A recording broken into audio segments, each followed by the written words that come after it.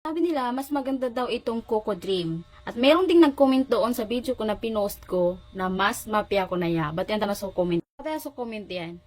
Mas mapia so tampar sa poro so paganay ka ini kagis. Anong po na may komento na tiga na pa-like ko yung una? I think ang sinasabi niya dito is parang like ko yung nasa una. Kaya itry natin. Kaya yung sinasabi nila dito, itong nasa una. Try natin. Pero bago ko mag-lipstick, lagay muna ako ng lip therapy. Nagde-dry kasi yung lips ko, kaya naglalagay ako nito bago ako nagle-lips. Ito na, try natin. Ay, may nikagis pa.